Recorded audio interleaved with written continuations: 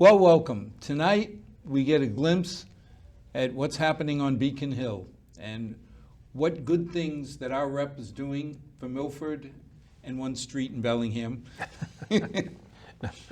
but mainly Milford. Why don't we start with an introduction? Yeah, Al, nice to be here. I'm Brian Murray, State Representative for the 10th Worcester District, which is Milford, Mendon, Hopedale, and it's one precinct in Medway.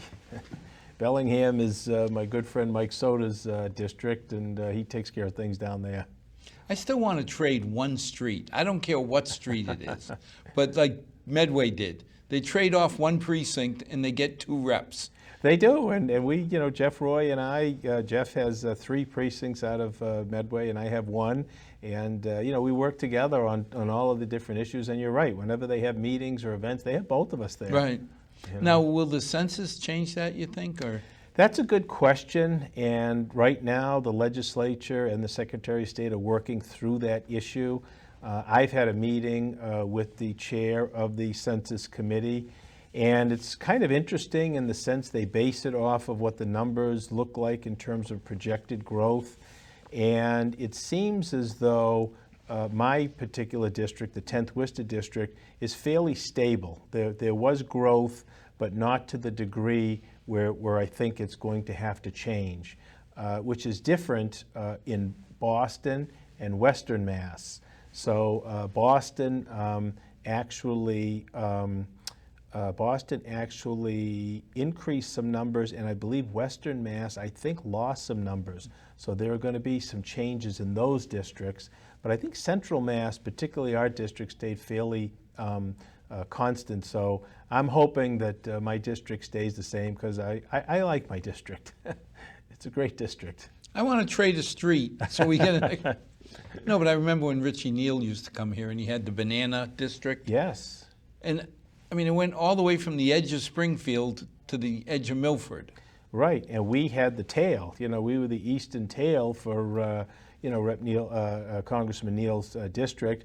And then, of course, with that census, it changed, and that's when we picked up Joe Kennedy going to the east. So then the district started in Newton, Brookline, and then kind of went down south to Fall River, Taunton, and then, kind of came back up to us. So yeah, we've changed a lot. The congressional district could change for us. I'm not sure how that's going to shake out. So now, just before we started, you came from an event, something we can be very proud of that a star of Milford is doing. Why don't you talk about it? Yeah. Well, today is International Overdose Awareness Day, and it's set up obviously to increase awareness of not only overdose victims, but survivors and their loved ones. And the thought is that we need to bring attention to this disease, and it is a disease. We need to understand that it is treatable. We need to understand that any stigmas really have to be removed from this kind of a disease because it knows no boundaries, whether it's race, class, gender, it doesn't matter. It affects indiscriminately. And the best news is, I think, that it's preventable. And one of the major focuses that we have in Milford, we're very, very lucky to have Amy Leone working out of Milford. And she started, along with Dave and Karen Swindell, Chris's Corner, which is right on Main Street. And it's a recovery center. And of course, Dave and Karen lost their son, Chris Swindell, who was a high school classmate of my older daughter, Alex, Milford High class of '08.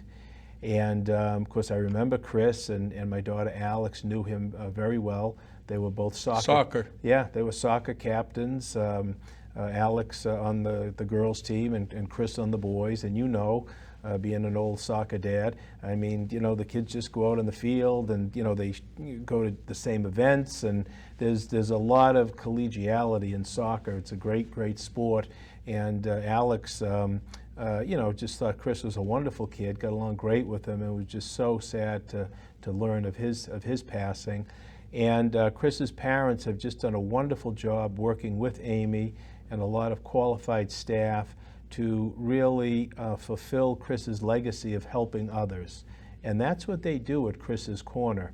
And some of the stories that we heard at today's event are just so moving, and it's just so encouraging to know that there are people out there who want to offer their support, their encouragement, their help.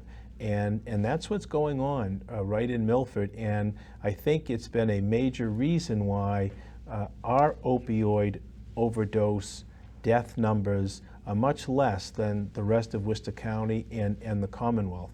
And you know, being on the FinCom, it's something that the town has focused on for many, many years.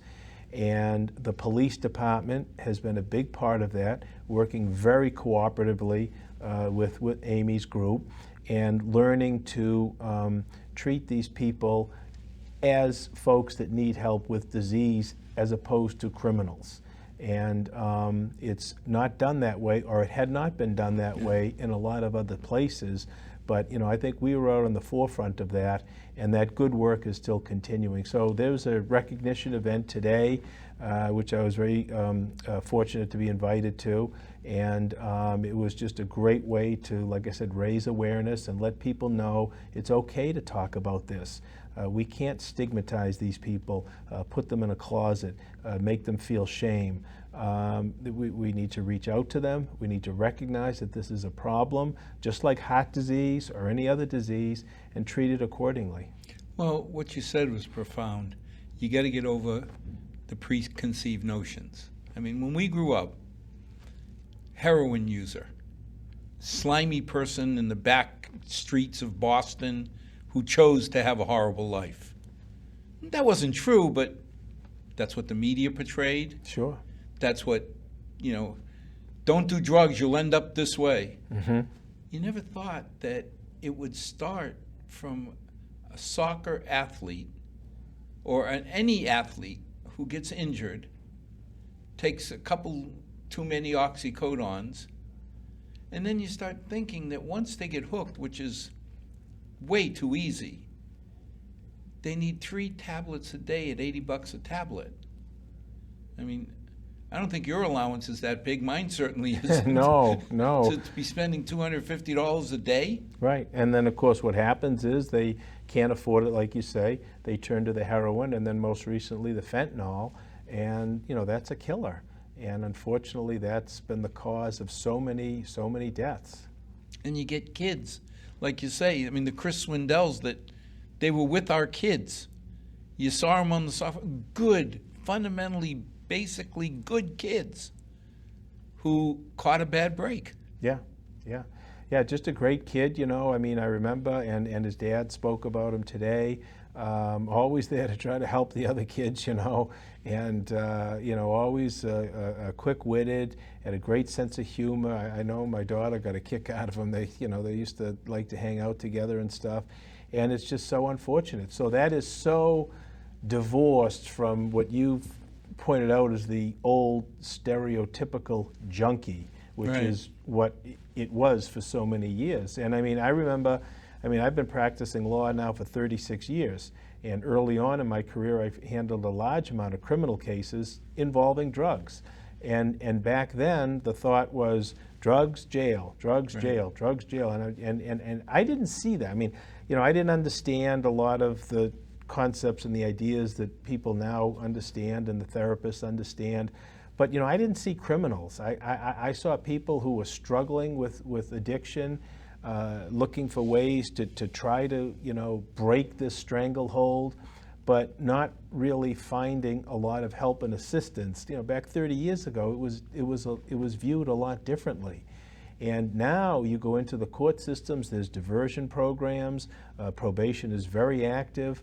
I was in the Milford court last week on another case, and I mentioned this just a little while ago at the event, and I think the biggest tribute we can give to Chris's Corner is what the judge said. And I was there on a case, and there was a criminal case in front of me, and Judge Eustace, who, by the way, is a great judge for the community, said, you know, young man, you know, what I'm going to have you do for your condition of probation is go right down on Main Street in Milford and go to Chris's Corner. They've got a knowledgeable, compassionate, dedicated staff, I want you to work through whatever programs they think are going to give you help. You report to probation, and that's how we're going to take care of your case. So I was really proud, sitting there thinking that, we have that right in our town, and the town was really a big part in helping, community impact, and Amy, really partner with the police and get involved in that and really allow that to prosper and then go on. And of course, she got a very big federal grant through the district attorney's office. So that program has really grown very, very well. Well, I mean, compared to he's a bad person, slap him in jail amongst people who probably don't have his best interest at heart. And what do you expect when he comes out? Right. So maybe this way at least we're giving our kids, and that's the sad part. If it was you or me, I'd have less sympathy. We're old enough, we should know better. And even if it turns out that you hurt your knee or something, you're still, okay, I'm 65 years old. But when you get a 17-year-old?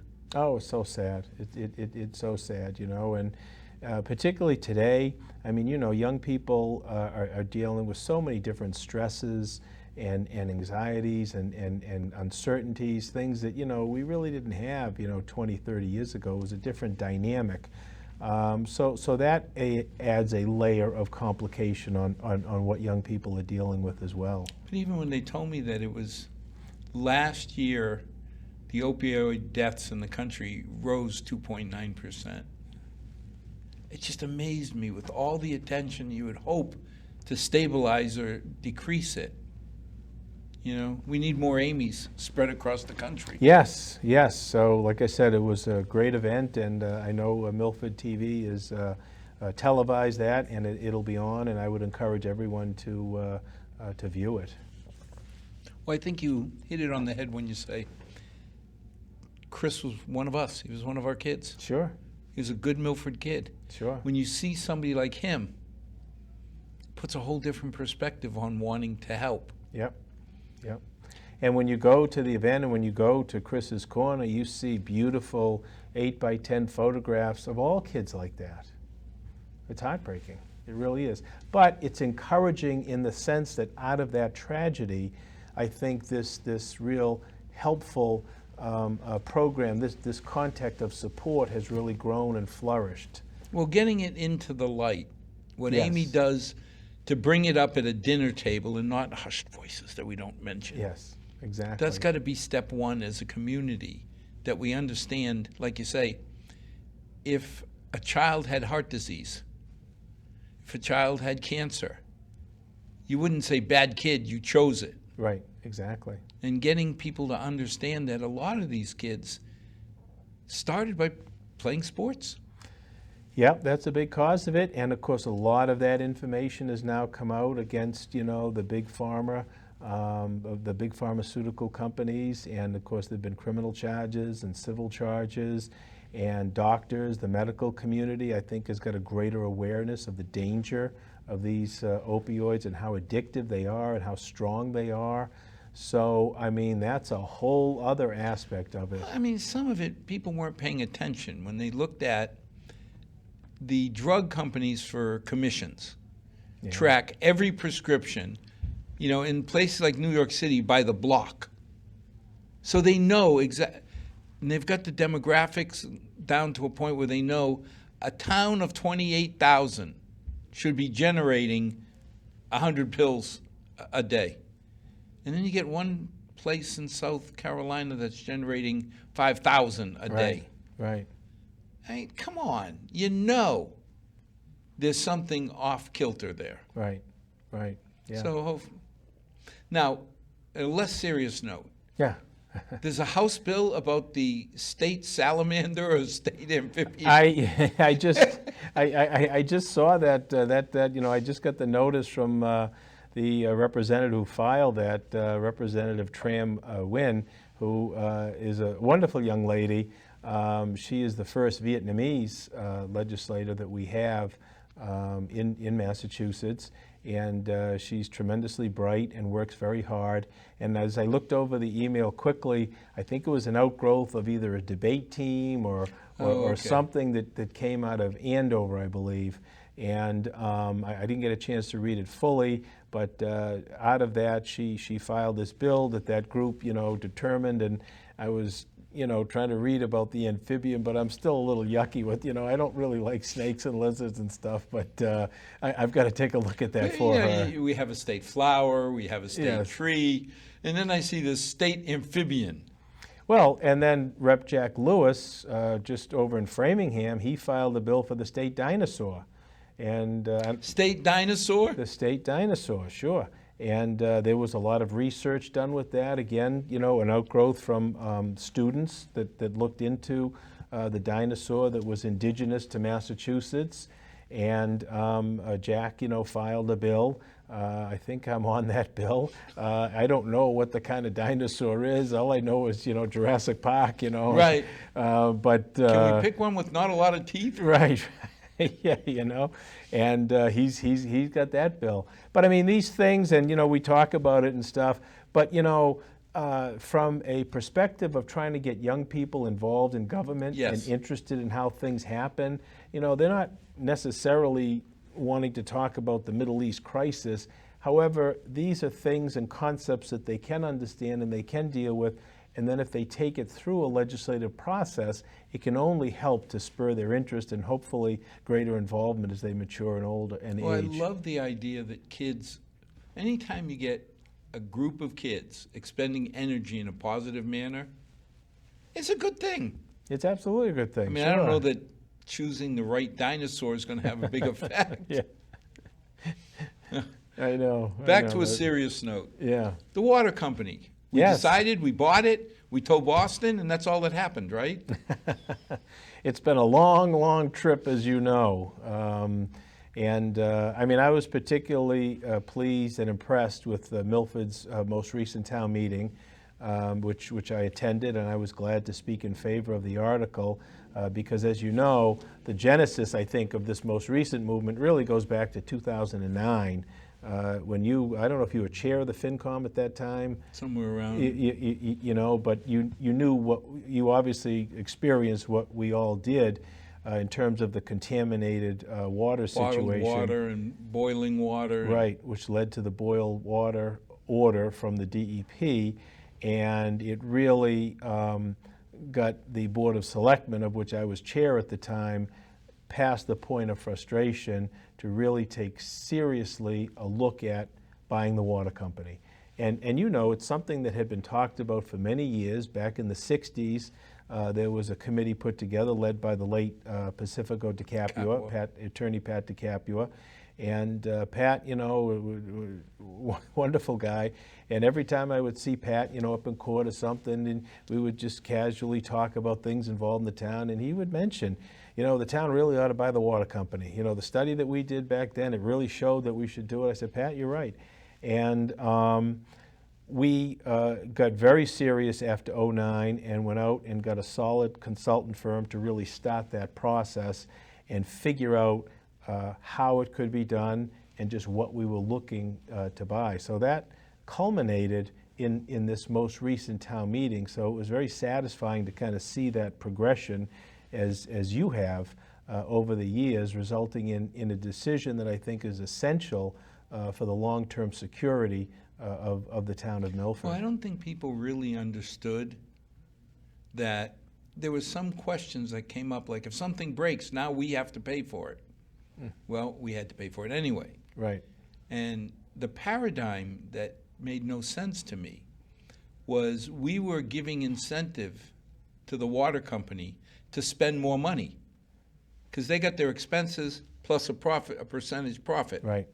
So the bigger one got, the bigger the other got.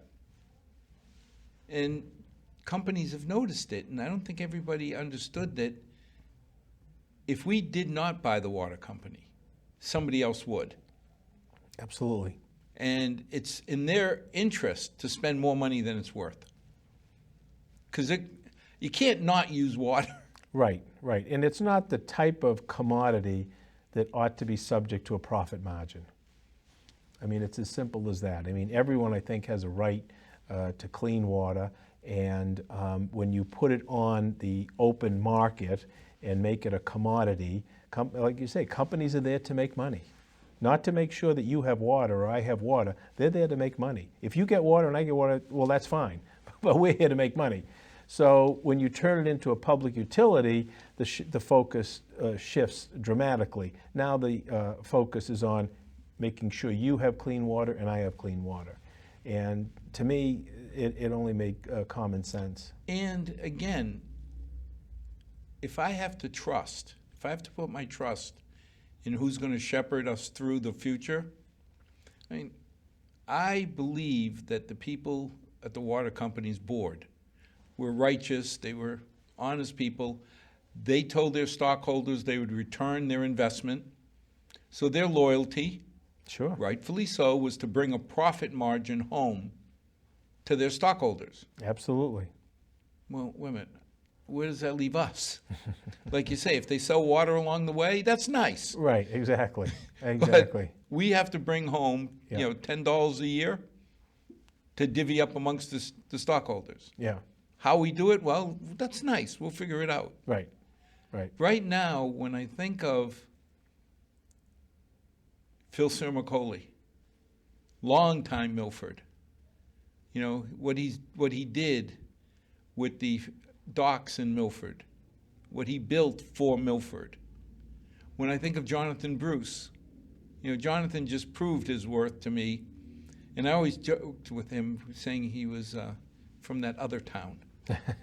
But at the last meeting, I said, he's a Milford person. He's been in Milford long enough now. He's okay. He's passed the test. He's passed the test. Yeah. And he and Aldo brought in Woodland Yeah, in a way that we never thought. yeah, You never really believe somebody's going to come in under budget and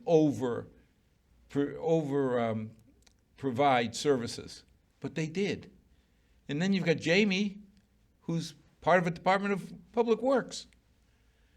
All three Milford people. I trust them a lot more than somebody who has their loyalty not to Milford people. absolutely, absolutely. They're very, very qualified, and you know probably better than I because you served with Phil directly on the FinCom. And of course, I've been dealing with Phil since my days on the school committee and selectmen, and just an invaluable resource on the finance committee over the years to the town of Milford. Simply invaluable. So, to have his experience, knowledge, and perspective, like you say, on that board is going to be invaluable. And Jonathan kind of takes it from a different angle, more of the field perspective, but also the management level as well. And again, a very, very dedicated individual to the town. Jonathan served many years, I think 15 years, as chair of the zoning board. Zoning Board of Appeals. And, and I didn't always agree with his decisions, but I always respected the way he handled himself. And I thought he did an excellent job on the zoning board. And that's not an easy board. That's a very, very difficult board. It's an underrated board. And, he just did great work all of those years. And this is right down his alley. Do you know what I mean? It's a utility. There's construction issue. There's business issues. He's a very organized individual, and I think he's just going to do a great job. And then, like you said, Jamie Lucchini as well, with the field experience. Again, very, very dedicated, hardworking. So I'm fully confident that commission and future commissioners who get elected will serve the town very, very well. And you start looking overall, we didn't understand all the steps. Okay, we got to convince the town meeting. And to me, that is the ultimate judge. You think about the decades that you've served, that I've served, they haven't messed up too many times that you can remember. I'm biased, I'm going to admit that, but I think the town of Milford has been run pretty darn good. And ultimately, the legislative body is the town meeting. But one of the things, and we definitely need to recognize my predecessor, John Fernandez, because the work that he did was invaluable to give that tool to the town meeting to change around the charter from the water company, that old 1800 charter, 1888 or 1880 charter from the water company gave the town the right to buy it, but they had to decide on buying it first without knowing how much? what it was going to cost. So when we were with the selectmen, we worked with Rep. Fernandes at that time, and John did a great job getting a bill passed to flip it so that the town meeting could find out what it's going to I want to cost sell you the first. car. Brian, buy this car, then I'll tell you how much I'm going to charge you. Exactly, exactly. So that was an invaluable tool, and that, I think, certainly made, like you say, logical sense, and I think it made town meeting's job easier to go through the process. We had the option, first right of refusal. So when the DPW spent a year and a half, we said it's worth 43 million. They said it's worth 143 million. When you go through and they come out with, okay, it's going to cost you 60 million. Do you want the car or not? That made sense to me. Right. Because then I know what I'm buying. Exactly. Saying I'm going to buy it and then turns out it's 143 million, gulp. Yeah, it didn't make sense, but it's been quite an event, and there were 3 bills that I had gotten passed to get us to this point. And that's what I wanted to go through, because we don't know what John did. Yeah. We don't know, okay, Brian, we made up our mind, so our job is done. And what we should have said is, Brian, we made up our mind, so your job just begun. So as it worked through the process, then, once I moved into this role, the selectmen at that time, working with the town, particularly Zach, the finance director, was indicating that, it would be great if we could stretch this bond out more than 30 years, because by law, municipalities are limited to 30 years. And the feeling was that if we can go to a 40-year bond, we can lower that payment and really make it more attractive financially for the town. And that makes a lot of sense for a municipality. I don't think individuals would want to take on 40-year mortgages because we have a lifespan. Municipalities are going to continue forever, ad infinitum. So whether the municipality pays 30 years or 40 years doesn't impact as it would an individual. Right. So I would. The town is not going to retire. We hope not. Yeah, exactly. So that was a piece of special legislation that I was able to get through and have the governor sign that, along with the bill that actually gave the selectmen the ability to appoint the 3 commissioners that we talked about and set up a system of elections thereafter. And another bill back when the town was still trying to decide whether or not it was going to be an all-encompassing stock purchase, actually purchase the entire company, or if it was going to be an asset purchase. I was able to get a bill through to allow the town, if they did want to go through a stock purchase, to just identify the assets and single those assets out. That bill was not necessary because the town changed the deal from a stock transaction to a straight asset purchase. And people don't understand the difference. Well, it's a legal thing, and I think I have a little advantage as an attorney, but yeah, typically, as a purchaser, you would want to purchase just the assets. You don't want to take on a lot of the responsibilities or the liability of somebody suing you for something that happened Exactly. under the old management. Exactly. The asset purchase made perfect sense. We are buying this. Right. Any sins of the past, they're yours. Exactly. That's it in a nutshell. And that to me made a lot of sense. And that's ultimately how the deal is progressing. But it is interesting, and I was interested to, both at the pre-town meeting presentation, which I thought the town did an excellent job giving out some good, valuable information, and then at the town meeting presentation itself, as the selectmen, your finance people gave up and put that chart up there with the time span. And all the events over the years, and of course you look at it, you're like, oh my goodness, I remember that. That was, but 2009, everything was identified during the time period, and you watch that progression of this project proceed. That doesn't typically happen with governments, because you have change in offices, different selectmen, different elected officials, policies can change. But despite the fact that you had different individuals in those positions, what that time chart showed was a concerted, single effort, a progression in the right direction towards analyzing the project, finding out how it can be done financially in the best interest of the taxpayer, and then ultimately consummating the deal.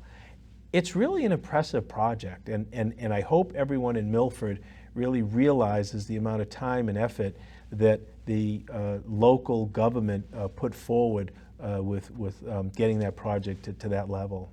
Well, we've been blessed. I mean, you look back over all the selectmen, there's a unifying drive to do what's best for Milford. Yes, you've had some growls and snarls with each other, don't we all, no matter what committee. But at the end of the day, from the selectmen to the school committee to the department heads, it always, we start with, we need $1 billion increase in our budget.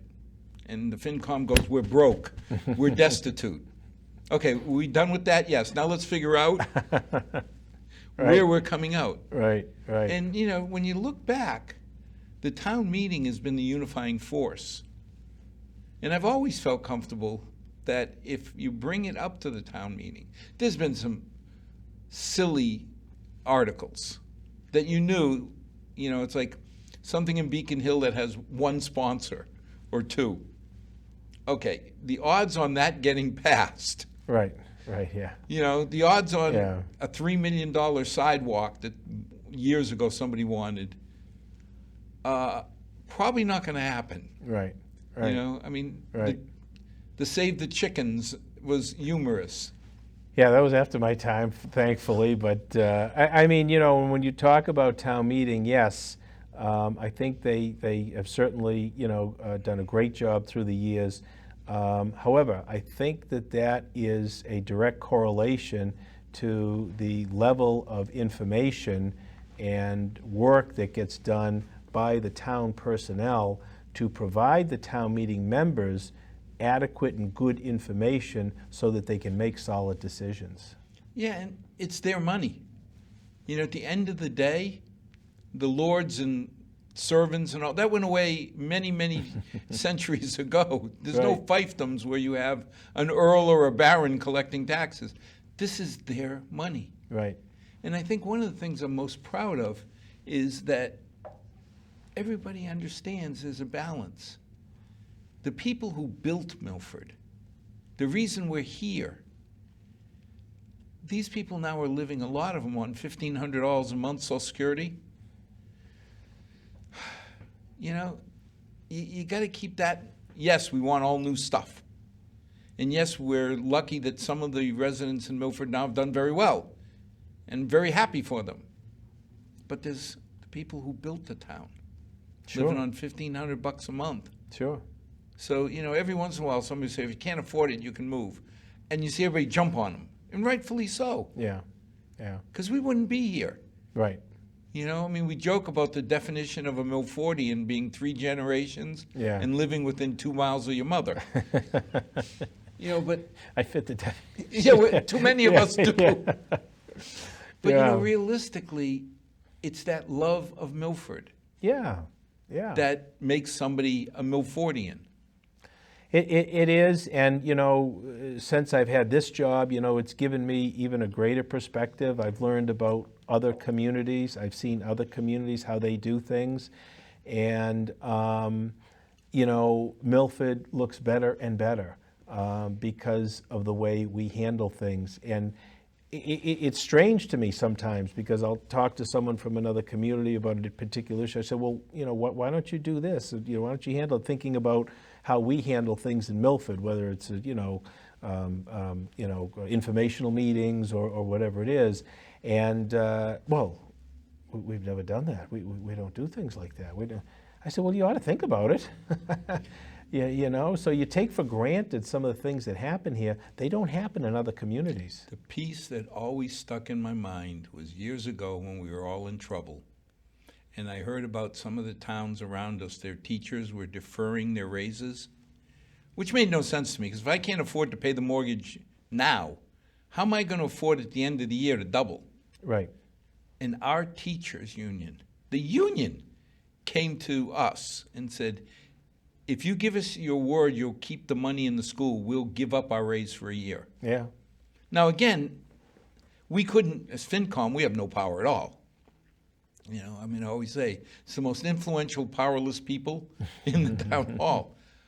But we said, we believe the town meeting members will stick by this. And they did. Sure. Who ever heard of a union fighting to give up a raise? It doesn't happen too often, let me tell you. You know. You know? Now, speaking of schools, mask mandate. Yes, so DESE has come down with that. Right now, the mask mandate is to October 1st, I believe. And then the assessment is made, I believe, if your school system has 80% vaccination rate, then you don't need to have the masks anymore. So, I mean, I think that, you know, and I was talking to a selectman from another town who had some concerns about that. You know, first of all, that's coming from the administration, you know, Department of Elementary and Secondary Education. So that's got the governor's blessing with it, that they're not going to come out with something unless Governor Baker is looking to do that. There wasn't really a whole lot of push that I saw from the legislature looking to do that. Certainly no bills have been passed on that, although some have been filed. And I think it was really a byproduct of a lot of local school committees reaching out to DESE looking for some uniformity. DESE? That's the Department of Elementary and Secondary Education. Handles elementary and secondary education, yeah. Too many times we use these agencies, and I know. I've been criticized by saying, well, Scotty will get this done, and Yeah. then I get the email saying, Scotty who? Yeah, yeah, yeah. So the commissioner is Jeff Riley, and he's the one that actually sought the authority to issue that directive, and it was given to him by the board. So that's come out, and like I said, I think it was really a byproduct of a lot of contact from local school committees that were kind of wrestling with what to do in their district. And the feeling was, you know, let's get the month, let's get the opening of school up, let's get it up and running, let's see where vaccinations are. The thought is that the vaccination should be available to children under 12 sometime this fall. So hopefully a lot of families and children will take advantage of that, regardless of how you feel about the vaccination. I mean, I think the science is pretty clear. The higher the vaccination rate, the much lower the spread, and vice versa. And we're seeing that in the states that are getting hit really bad, with Florida, Alabama, Mississippi, Texas, those kinds of things. Well, I thought one of the most profound statements I heard, clear, you know, the FDA, God bless them, will never say in a distinct sentence what they can confuse in a paragraph. But when the CDC came out and said, let me be clear, if you're not vaccinated, you will get the Delta variant. And the guy stopped. I was either CDC or NIH, but it was one of the, he just stopped. He just said, it's simple. Yeah, it's a shame that it's become politicized and people are talking about their freedoms and constitutional rights. You know, with all due respect, that's really not the issue. These are public health questions, and they're not freedom questions. No one's being, you know, brought off to prison or jail or anything. It's a question of public health. And I mean, for many years, you know, children have been required to have certain vaccinations to go to school. I was going to say, what happened? Mumps, measles, rubella? I mean, you have a choice. As an American, you don't ever have to be vaccinated. But you better go live in Montana in a wilderness farm because you're not going to get into school. Yeah, and in Massachusetts, we allow 2 exemptions at present. So there could be a medical exemption. The doctor would have to fill out a report saying that you, for medical reasons, can be exempt from any vaccination, or religious.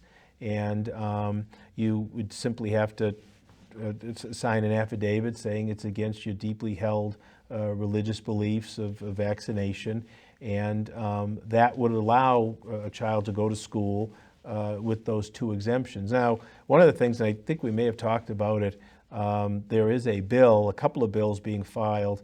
One is to remove the religious exemption, and that's generated a tremendous amount of interest in the state. And being the vice chair of the Joint Committee on Public Health, we've had public hearings on this, and we haven't decided on the bill yet whether or not we're going to give it a favorable recommendation to move it on. I imagine that'll happen sometime after Labor Day, but that is of tremendous interest to a lot of people. They really want to hold on to that religious exemption. And again, I have no issue with whatever religion you want to follow. If you're a Muslim, if you're Buddhist, I assume that's the best thing for the Murray family because you chose it. But we just had it with tuberculosis. Not how many years ago we had to expand the program in Milford? Nobody ever worried about TB. No. But then we had an influx of people coming from regions where TB was not eradicated. And it didn't seem like it was we put a program in place when the people weren't necessarily taking their medication properly. Paul Mazzucchelli and Lenny and crew came and got more money for the VNA to go to the people's homes and make sure they took the medication. And the whole thing was, you're putting your child next to mine. Why do you have the right to endanger my child? Nobody griped? Yeah, and I mean that, of course, I think I think you hit the nail on the head. It's not just your individual choice, because your individual choice can have negative ramifications on other people, and that's how pandemics occur. That's how disease spreads. And when I hear the science isn't concrete, I shake my head, because we have gone through the biggest clinical trial set known. It's not clinical trials, but phase 1 of any drug, safety. Don't care about efficacy. Phase 2, a controlled small group of people to see if the drug works. Phase 3, a larger set to deal with genetics and all. How many people have been vaccinated? Oh my goodness, yeah. So sure. if you ever wanted to run a clinical trial and you said, yeah, I'm going to run it with 100 million people, nobody would believe you. Right. You couldn't muster the resources. Right. But essentially, it was only a week or two ago that the FDA said, yes, this is now released for general consumption. We've looked at the data from 100 million people. I said, what? No matter what, the science is showing. Yeah, it really is. And I didn't realize, and I don't know whether you do, the Rensselaer Biopharma company that's expanding in Milford, which the town had given a development incentive to, a TIF agreement. They're a German-based company, and they were involved in the development of the first vaccine with Pfizer. With Pfizer. And that's a tremendous business to have in the town of Milford. They're expanding now. Initial projections were of 75 jobs. Their projections now are up over 300 new jobs for the community. And it's funny, because you used to take a lot of heat over your support of TIFs. Yeah, yeah. I remember people saying, why are you giving money away to big companies? Oh yeah, sure. People never understood. I mean, I was all for TIFs that built buildings. Right. Because we did have an appliance company. And I remember the grief. See, Brian, you gave them a TIF and they left. But they didn't take their building. Right. Yeah, right, yeah. Actually, yeah. Financially, we did better with them leaving. Because I can't remember, was it a 30-year TIF or a 20-year TIF? Yeah, the homes you're talking about, right? Yeah. Yeah, I mean, the building's still there, and that's a... And now the building's paying full tax. Right, and that's up a big industrial area right now. up off of Birch Street, which is, you know, a great boon And to the what you town. started was a magnet. Yeah, Because once you get one of those companies to do the due diligence and say, hey, this is a good place to be, the lemmings come. Oh, You know, yeah, They sure. just follow. yeah, And what you're seeing is a company like Rensselaer. I was impressed that Mr. Rensselaer came yes, and yes. said, this is like my hometown. yes.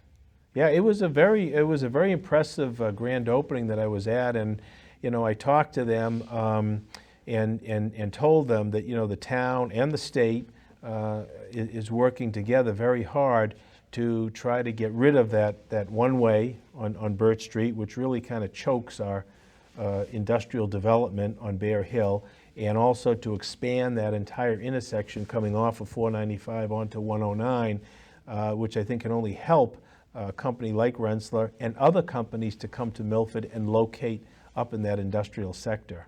Yeah, and again, when you think about the 70s, you had waters up there, through the woods, nothing else. You know, you could get a car and a half through the road going up there.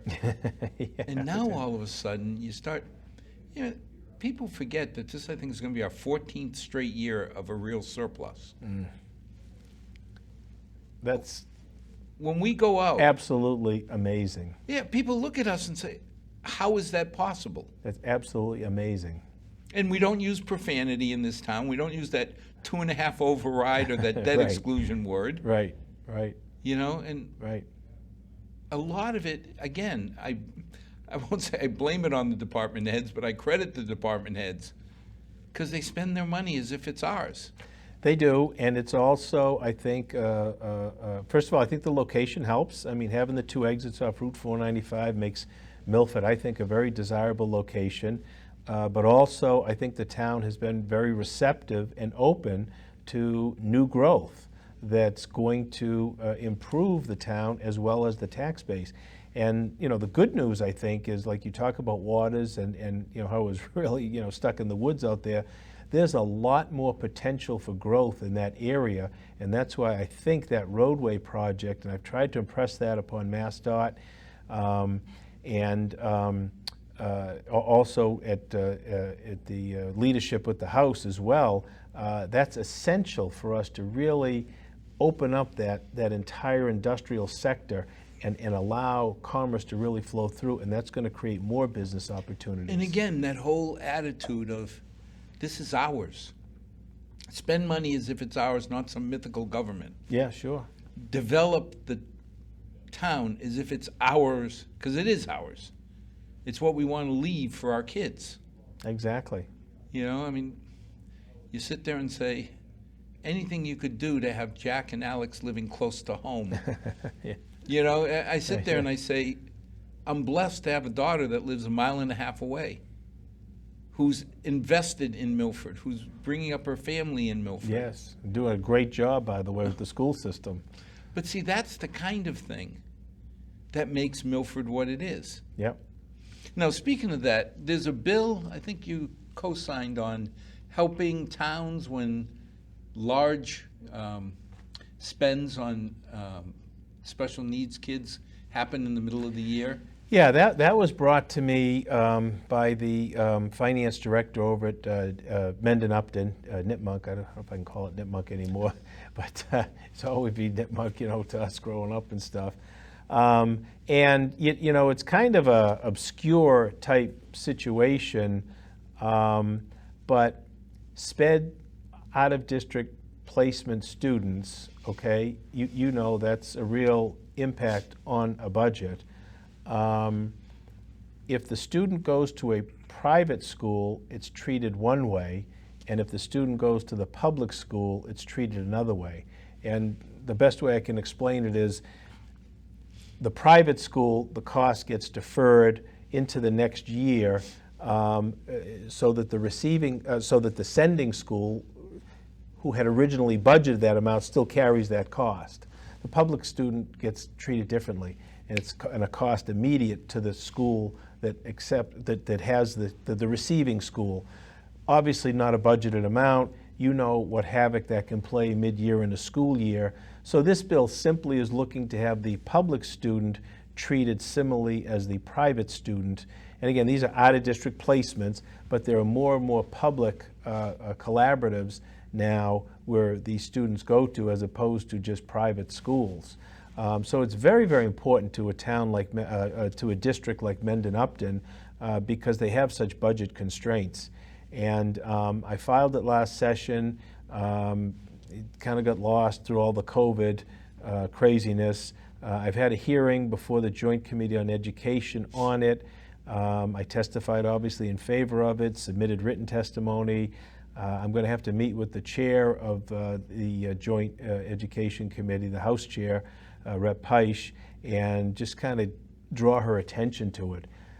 That's really the issue with so many bills, because there's like over 7,000 bills that get filed, and there are a lot that just kind of get lost in the shuffle or don't get the attention, or this is kind of confusing, I don't really know what's going on with that, so we'll put it to study. Do you know what I mean? So the struggle is to really, get the focus on it, get the attention, and get the chairs of the committee to realize why this particular bill is important and why it needs to get a favorable recommendation. Yeah, I remember one year we had some transfers in the first week in April. And everybody was saying, oh, thank God, because it's April 1st. The towns they were coming from got the $200,000 bill. And I looked, I said, yeah, but that's only 360 days from now when we're going to get it. Right. So right. one way or another, right. somebody's got to pay that bill. Right, exactly. So, look, the way it is set up, like you talked about, the private placement, it's with the school that had budgeted for that, and then at least you've got another fiscal year to wrap that into your budget. Where the public, it's a hit right away, and that caused. I mean, I think Jay Beyer, the director of finance at Mendon-Upton, when I filed this last session, I think they had just gotten hit in the middle of the year with a $60,000 tuition placement student that they had to try to accommodate. So that was the reason for the filing. And that's filing. not a terrible one. No. Yeah. I mean, I hate to say it, and let's face it, we got 4,500 kids. Not one of them is any more special or any less special. But when one comes in and costs you an extra 150, 200 grand. Well, it's a question of planning, like we talked about. It's a question of budgetary planning, and that's very, very important, for schools and certainly municipalities. And when you, disrupt that planning, it ripples throughout the entire budget. It really does. And we've been lucky that we've kind of tucked away a few shekels here and there. I mean, the fact that we did Woodland School at $61 million, I mean, there's always a tax burden. But, when we joke about there's a school coming, there's 5 schools in Milford. You get 40-some years average out of each school. So 8 to 9 years, every 8 to 9 years, you're refurbishing or building a new school. Sure. And I mean, we all remember what that old Woodland School was like, and that outlived its, useful lifespan by about 30 years, I think. It was just a problem building from the start. That was the era of Kumbaya. You want the big open rooms, so 50 kids are together, and then you talk to an educator, and they're all telling you, you're out of your mind. It was a disaster. It was a disaster. I can't have reading when they're having classes because the kids are all trying to listen to over the walls. I'm sorry, the late 50s, early 60s Memorial School, your hallway down the middle, your classrooms off the hallway that have windows. I just don't think you can make it any better. No. I'm sorry, But think about it. When we were kids, and when I came back to Milford, I got a complex because every school I was in was gone. The West Street School was a parking lot. Sure, yeah. Oliver Street School was an apartment. Yeah, yeah. The 6th grade is now the library.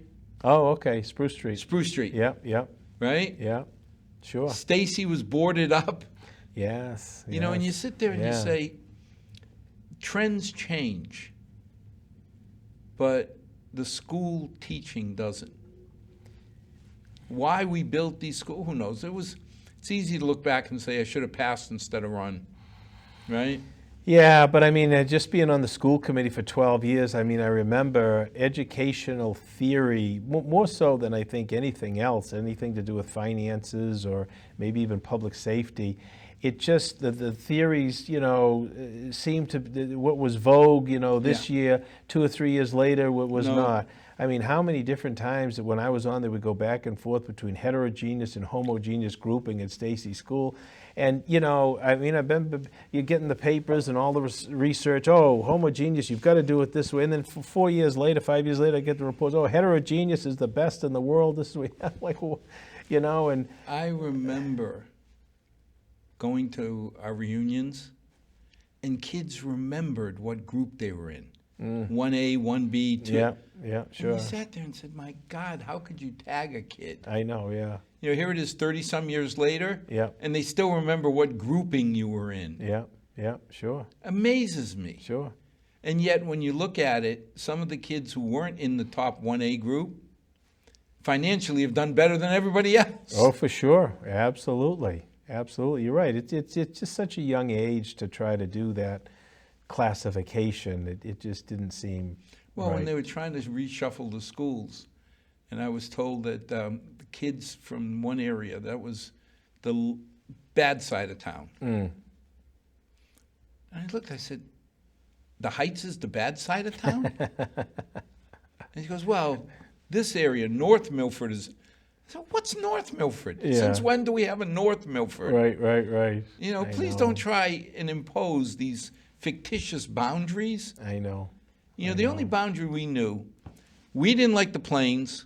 Plains didn't like Luby Ave until we went over by the Larches to go to the Hopedale Band concert. Then we all turned our heads, and anybody picks on a Plains kid, hey, he's from Milford. Right. Or she's from Milford. Right. It's like a cousin. Yep, exactly. Now, when we come back, get back to the Plains. Right. You know, and that's what made I know. Milford what it was. Sure. Well, thank you for everything you're doing. Thank you. And as always, to our 6 loyal viewers, thank you for joining. There's so much going on in Milford. I joke about it. I get laughed at for calling it the center of the universe. But to a lot of us, it is the center of our family universe. And I'm so happy that people really treat it that way. And that's what keeps us 14 years going strong on surpluses, no use of profanity, and just a wonderful place to raise your family. So good night. May God bless, and may tomorrow be a better night than tonight.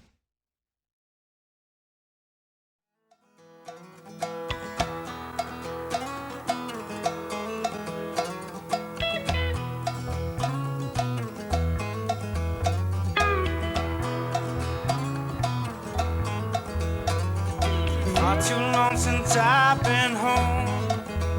Been running all my life